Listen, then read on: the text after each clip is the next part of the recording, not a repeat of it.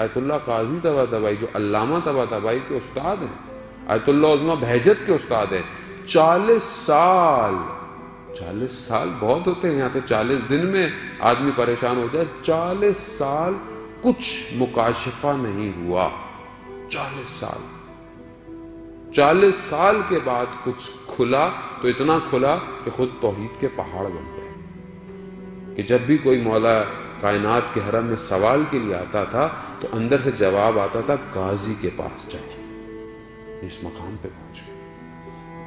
آپ Najaf Ashraf جائیں تو وادی سلام میں ان کی مرکز مبارک ہے، کہ جن کو زیارت کی توفیق ہوئی ہے وہ شاید وہ جانتے ہوں، نہیں ہوں تو انشاءاللہ وہاں پر جائیں اور دیکھیں۔ بہرحال یہ بزرگ ہستیاں یہ آج کے زمانے کے عزیزان محترم، ان کا ذکر کیوں کرتا ہوں؟ کیونکہ بعض وقت ہم کہتے ہیں کہ جی ہم ائمہ جیسے تو ہم نہیں ہو سکتے، وہ تو معصوم تھے، خوب نہیں ہو سکتے، خوب ان کے صحابیوں جیسے بھی نہیں ہو سکتے، مولانا صاحب وہ کہاں زمانہ، یہ آج کا ماڈرن زمانہ، خوب پھر کیسے ہوں؟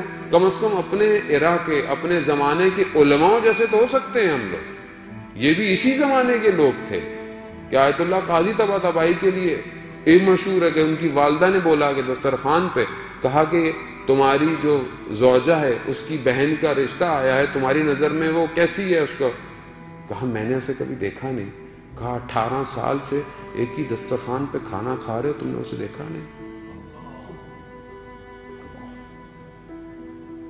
جب سڑک پہ چلتے تھے کوئی نامحرم آئے تو خود بخود راستہ مڑ جاتا تھا۔ عزیزان محترم، خود مکاشفے میں کہتے ہیں کہ میں نے گلی کے کونے پر ایک بوڑھے شخص کو دیکھا، محاسن داڑھی اس کی سفید تھی، کہہ رہا میں پہچان گیا کہ یہ شیطان ہے، ابلیس۔ تو میں نے اس کو بولا کہ میرا پیچھا چھوڑ دو، اب میں بوڑھا ہو گیا ہوں۔ تو شیطان نے اپنے پاؤں کی طرف اشارہ کیا، ادھر دیکھو۔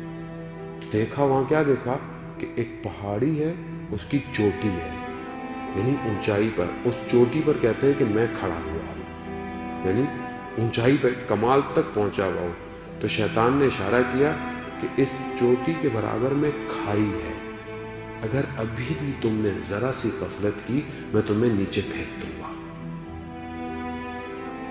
اتنا بڑا، اور ہم لوگ، ہمیں تو پتہ ہی نہیں کہ شیطان ہے بھی کہ نہیں ہے زندگی میں، کیونکہ ہم خود شیطان ہیں، ہم خود شیطان کے کارندے ہیں۔ وہ واقعہ نہیں سنا آپ نے شیخ کا، شیخ مفید کا غالب ہے، کہ طالب علم نے ان کے اسٹوڈنٹ نے خواب میں دیکھا، کیا خواب میں دیکھا کہ شیطان نے بڑی بڑے زنجیر باندھے ہوئے ہیں، کوئی بڑے بڑے زنجیر ہیں، کوئی چھوٹے ہیں، کوئی پتلے ہیں۔ تو اس نے پوچھا یہ کس کے لیے ہیں؟